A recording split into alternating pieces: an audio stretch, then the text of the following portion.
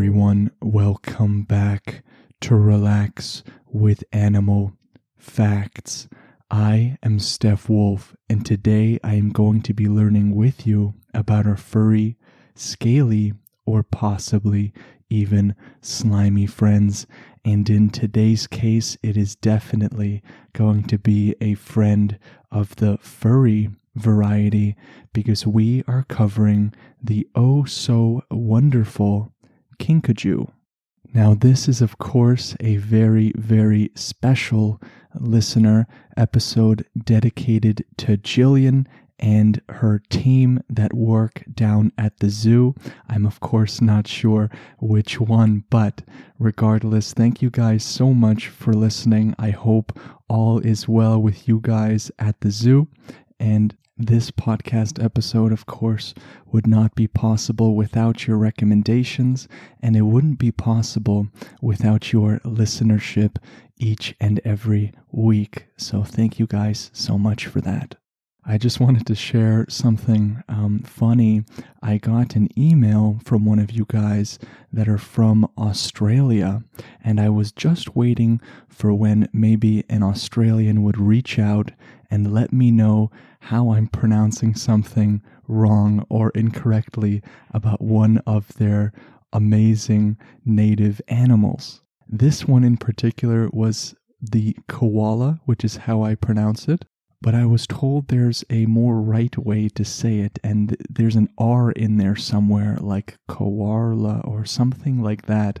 I am not from Australia. I absolutely love everybody from Australia that listens to the show, so I won't do you guys a disservice of trying to speak in your wonderful accent, but if I ever say something wrong about some of your native animals in terms of my pronunciation, I hope it gives you a little bit of a smile, and don't be shy to reach out and let me know just how wrong I am.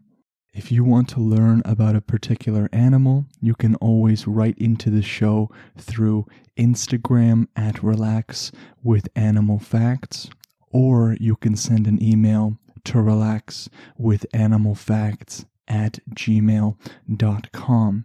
I respond to each and every one of you. I always get so excited, as you guys know, whenever I get a message from you. So please reach out, send me an animal suggestion, and maybe tell me something that you like about the show or even that you dislike about the show. I really, really like any kind of feedback from you guys. So we have a review coming all the way from Great Britain. This was written by Pops in TR. I think that's how I should say it. And Pops writes, I listen to this podcast every night. I struggle with sleep, and this really helps to relax and forget about the stresses in life. Would love to see one on orcas if you haven't done so yet. Which, lucky for you, Pops, I have done. You can go check that episode out as well. Pops continues, keep up the awesome podcasts from Poppy and Ben. Thank you for such a wonderful review, and it always makes me so happy whenever I read that the show is useful to some of you. I wouldn't be doing this podcast if it didn't help some of you out there, so I'm so happy to get that feedback from you. If you want to really help the show and leave a wonderful 5-star review like Pops did, I very much encourage you to do so. It's about one of the biggest things you can do to help keep the podcast going. Now, before we get right into the show, I'm just going to say where I got my facts from, because without these facts, I would not be able to do this show. So I got my facts from softschools.com and animals.sandiegozoo.org.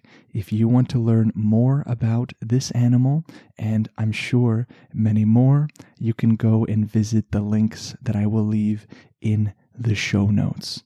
Now, enough of the dilly-dallying. Let's get into the part of the show where we begin our journey into relaxation together. I want all of you to sort of go through your body and see where you're carrying tension. Maybe it's in your legs. Maybe it is in your back. For me, it feels mostly in my legs. That is because I went for a jog before recording this episode, so I'm going to do my best to relax those muscles. I want all of you to try to relax whatever part of your body seems very tense right along with me as we journey together into this immersive experience into the rainforests where kinkajous reside. So the kinkajou is a type of small mammal that belongs to the family of raccoons. And if you were to search up what kinkajous look like, they are incredibly cute and do sort of give a reminiscent look of raccoons, which is interesting. There are 7 subspecies of kinkajou that can be found in southern parts of Mexico and also in Central and South America. The kinkajou inhabits tropical rainforests, mountain forests, and also dry forests. So they really enjoy their time in any forest they can get their little paws on. In some countries, these animals are kept as house pets, which is a very cool pet to have, I imagine, but most likely not legal in the majority of countries. The population of kinkajous is large and stable, which is an amazing fact, and these animals are not on the list of endangered species. I love whenever we do an animal that is considered least concern in terms of their population size, because it just makes me so glad that there are so many in the wild. The kinkajou can reach 16 to 30 inches in length and 3 to 10 pounds in weight. So here we see that they aren't too big, but the tail of these little guys will be 15 to 22 inches long on its own. So here we're seeing that they can have a tail that is the same, if not longer, than their body size. And this is going to be particularly important in regards to them for a reason in which we will dive into in just a moment.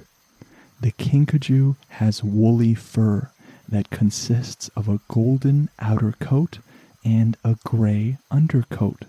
So we see that they have a difference of their outer coat and undercoat. And having woolly fur is not something that I would normally attribute to animals living in a tropical rainforest. It can be wet, it can be hot, but in the case of the kinkajou, it doesn't bother them much. The kinkajou has large eyes, small ears, and short legs, but at the end of those short legs are some sharp claws. So while they may look cute, I'm sure those claws can give you a good scratch if they try hard enough. Kinkajous can rotate their ankles on the hind feet backwards to facilitate movement in the treetops up and down along the tree trunk. Here we see an example of a wonderful anatomical adaptation to where they are. And many of the kinkajou's physical characteristics are going to give it a huge advantage in their environments, one of which is their tail. So the kinkajou has a prehensile tail that acts like an additional arm. Now, for those of you that are unsure as to the definition of prehensile, it is just a term that is used by scientists and researchers alike to describe a tail that is able to act like an additional limb. For example, to be able to grab something. So it is a tail that is able to grab onto branches or whatever it needs to act as an additional support. So their tail will hold the branches and provide them a good deal of balance when they are moving in the treetops. But it will also serve as a little warm blanket when the animal sleeps. It will wrap its tail around its body so it can get nice and snuggled in for a good night's sleep. I think that is awesome. We can see just how important their tail is for different aspects of their life. For movement, for survivability, for comfort. I think that's just so great. And when I say that the Kinkajou gets a good night's sleep, I think it would be a better thing to say that it gets a good day's sleep. And this is because it is a nocturnal creature. Nocturnal means that they are active mostly during the nighttime, and it will hide from the light in tree holes that it can find during the day. So we have animals that are nocturnal, and we have animals that are diurnal, which means that they are active during the day. The majority of us, for example, that don't work a night shift, we would say are diurnal in this way. The Kinkajou is an omnivore, and this means that it eats plants and meat. This is in contrast to animals that are carnivores or herbivores. So we have an animal that is right in the middle there. 90% of their diet will consist of fruit such as figs, melons, mangoes, apples, and bananas as well. It will, however, eat insects, birds, and their eggs, as well as small mammals. We can see here that although 90% of their diet consists of non-animal or meat material, they are still considered omnivores. So we don't usually see researchers defining animals as mostly herbivores, although they can. But there is a very nice word for the middle ground, which is omnivore. The Kinkajou will use their skinny tongue, which is about 5 inches long, which is very, very long in comparison to their body size, and they will use it to extract nectar from the flowers. It will collect and transfer pollen from one flower to another while drinking nectar, and will contribute to the successful pollination of flowers. And we will dive a little bit deeper into just how big of an impact they have on their environment. We have learned so many times on this show how animals have such a key role to play in keeping their environment alive and sustained. Their main predators will be jaguars, ocelots, taras, foxes, and harpy eagles. So they themselves are not at all safe from many predators. They are not what we would call an apex predator. Apex predators are animals that are sort of at the top of the food chain, who do not have to worry too much about predatory animals. So while the Kinkajou is a solitary creature, it will sometimes forage and sleep in small groups. Whenever they are in small groups, sometimes mutual grooming is par for the course. Grooming can serve a multitude of purposes, but the main two are going to be for, obviously, hygienic purposes. It can help reduce chances of disease or parasitic infections and things like that, but it can also serve to be a great form of bonding for animals. And we see this a lot in primates such as chimpanzees and other groups that groom as a social sort of activity. The Kinkajou is able to make a multitude of sounds, some of which are barks, screams, hisses, and even high-pitched squeaks. This animal is also known as La Llorona, or crying woman in Spanish, due to its unusual noise that it produces, which is pretty interesting. And the Kinkajou is a territorial animal, which is very, very common. It will use glands located near their mouth, throat, and belly to mark their territory. Many animals will use different ways of marking their territory. This might be through urine, this might be through special glands, such as on koalas or on other animals. And this is just to say, hey, this is my territory. Don't you other Kinkajous get anywhere near this area unless you want some trouble. And if they do throw their dukes up, they have some sharp claws at the end of it, so I'm sure that it is in the Kinkajou's best interest to respect those territories. Kinkajous are able to produce all year round. Pregnancy lasts about 112 to 118 days. So when we see the length of pregnancy, that is what is known as the gestation period of the animal. We actually had a few quizzes on the Instagram page having to do with gestation and other things like that. If you want to do some really fun quizzes, I try to post one every day so you guys can stay sharp on your animal facts. At the end of their pregnancy, it will end with one, but sometimes two cubs. The babies are born blind, deaf, and completely helpless at birth. This will mean that the mother will be very protective as she travels with her baby attached to her belly.